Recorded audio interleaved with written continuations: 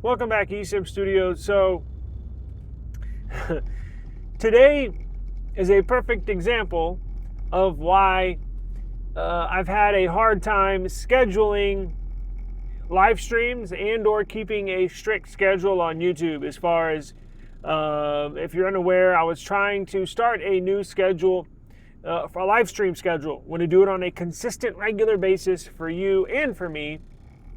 I'm not doing YouTube full-time, meaning like I have other obligations. It's not my main source of income. I do online businesses. I do online work.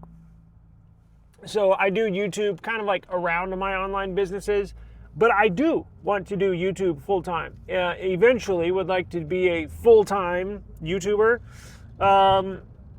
And today's a perfect example, and we'll get into the topic of what I want to talk about today, which is Apple. And I apologize for yesterday's live stream. I was live streaming while I was running some errands, and I was actually on the way to my dad's house, and it just came out horrible. It was horrible, so I apologize. That's why I'm recording this. It was horrible, so I deleted the live stream yesterday. So if you're looking for it, it's gone. But today's a perfect example of why I have a hard time scheduling a live stream. So I thought over the weekend, or last week, I was like, you know what? I'm going to set a live stream schedule and I'm going to stick to it. And I'll work around my YouTube schedule. And if I create a solid, concrete YouTube schedule and stick to it, and maybe in a year or two, I could be a full-time YouTuber, meaning that's the main source of my income. I'm not getting rich by any means off of YouTube. I did it basically just as a hobby because I love technology. But obviously as subscribers grow and viewership grows, obviously money does too, right? Let's not fool anybody. But I love technology, but I would love to do this for a main job. So today's a perfect example, and what I mean by that is my live stream schedule is every Monday, Wednesday, Friday at 3 p.m. Central Standard Time. That was a very strategic time that I picked because 3 p.m. is when I usually have the most downtime to where I can dedicate an hour-long stream. And real life rears its head into my life.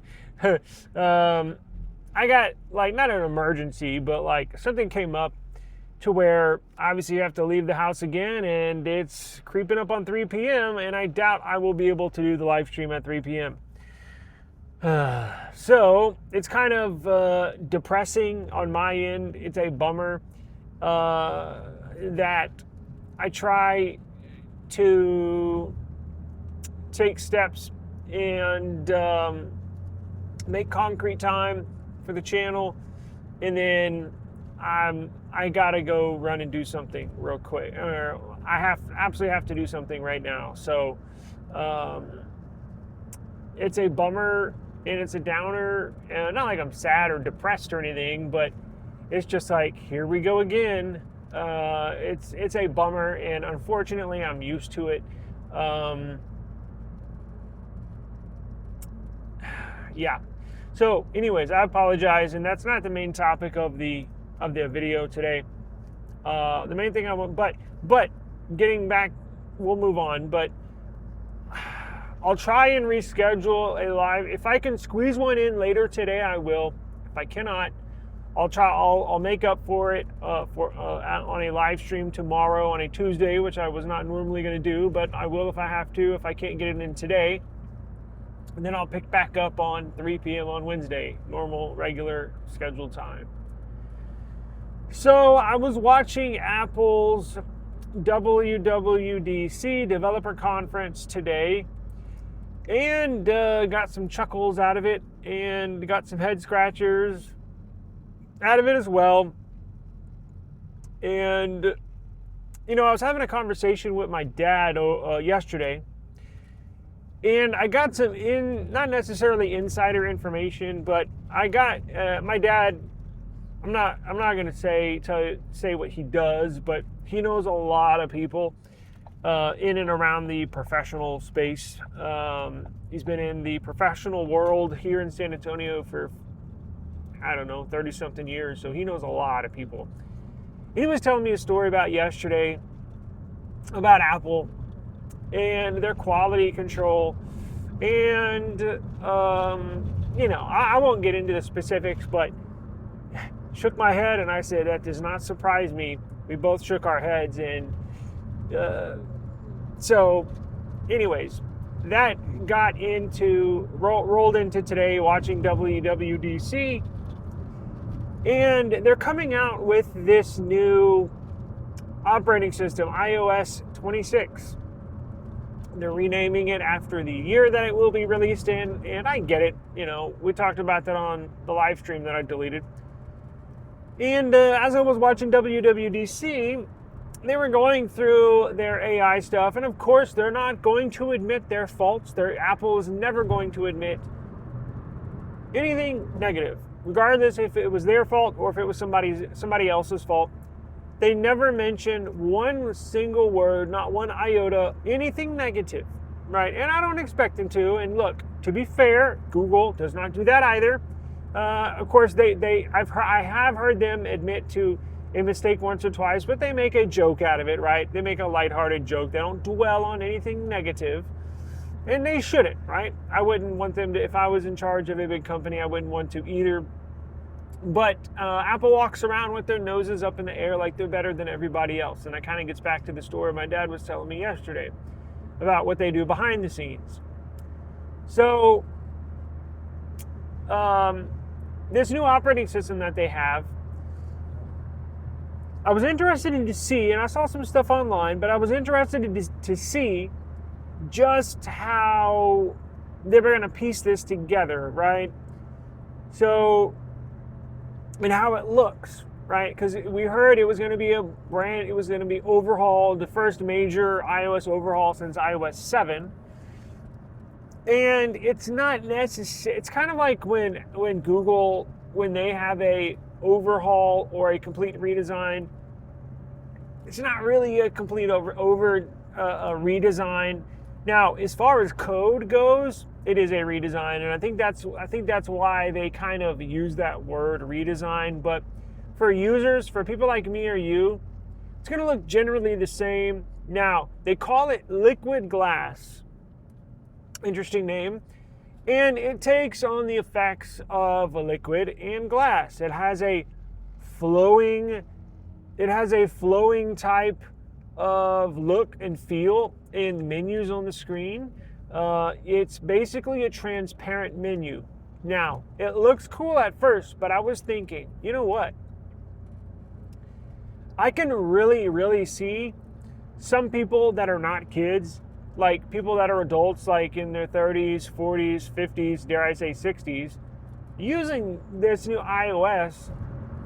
And the first thing that came to my mind is, damn, that actually might be hard to see with the on menu options. They're all transparent, and the menu, the buttons, the icons are transparent with a white shade of letters or numbers inside that icon. Almost makes it hard to see. That's the first thing that came to my mind, and it's a more fluid and to be honest with you, it's sort of like Android and how they're going with their new material design. They mentioned at their conference at Google I/O a more fluid transitions, more fluid usability, and I see many similarities. Now, I'm not saying Apple's copying Google by any means, because to be honest with you, both companies copy a little bit from each other, right? Like there's some I can take similarities from both operating systems and compare and contrast them to both. So I don't necessarily, consider it copying this or copying that, and I'm not going to call Apple for copying Google or vice versa. I think it's just the evolution of transforming your operating system, because as I mentioned in my live stream yesterday, there are, differences and there are similarities, right? And I don't think this iOS will want me to use an iPhone even more. And now they're going to use this liquid glass theme across all iOS. They're going to implement it into iOS, Mac OS, and iPad OS, whatever. So they're going to implement it across the board, right? And just as Google is going to do. But I don't see it. It looks cool, and I think it'll catch on for some people, but I think it will be received with some sort of backlash as far as being hard to see. Now, I know that you can put it in dark mode, and that'll be interesting. They didn't show much dark mode. They just showed mainly in the light mode, but it will be interesting to see. Now, Apple has been under major criticism for their AI. And they do have one leg up on Google when it comes to AI. Now, it's been a joke for Apple this last couple of years, especially this last year, but Apple did introduce something that Google does not have in their Android operating system, and that's allowing third-party apps. Apple is going to allow third-party apps to access their Apple's on-device large language model, LLM, offline. Currently, Google does not allow third-party apps to access their large language model on device offline. Apple is going to. Now, I think that will be short-lived. I think Android and/or Google will figure out a way to try and safely allow for third-party apps to access on-device AI, sort of like what Samsung, if you use a Samsung Galaxy, you have the option to use your Samsung Galaxy while it does its AI processing, it allows for you to use on-device only AI. But Apple's opening it up to all third-party apps, not just like on Samsung where you can do their photo editor, Samsung you can do their transcribing. Apple's opening it up to all third-party apps. And it's just a matter of time where Android and/or Google will allow third-party apps to access the same information on device offline. Because the transition, the evolution of AI it'll grow, and 5 years from now, everything. Look, we're at a period in time where we're looking into the near future, and a lot of stuff they're going to pick certain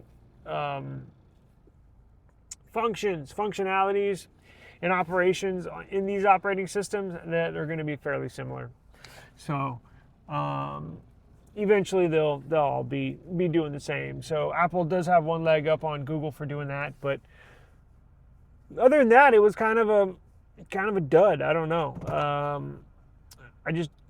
Whatever operating system looks like just a more, not intuitive, but a different style of iOS, more fluid, more see-through. And again, I think that's going to be negative for some people, especially people that have vision problems. Everything's going to look the same. They're not going to be able to see menus on the screen and stuff like that. So, and I'm sure Apple will have a high contrast mode in the settings that will make everything high contrast, kind of like what Android has. So maybe people can get by turning on the high contrast mode. So let me get out of here. I do appreciate the time. And again, sorry I may get to live stream today. I might not. I just don't know. But if I don't, we'll do live stream tomorrow and then pick back up on regularly scheduled time on Wednesday at 3 p.m. But I'll see y'all soon. Take care. Peace out.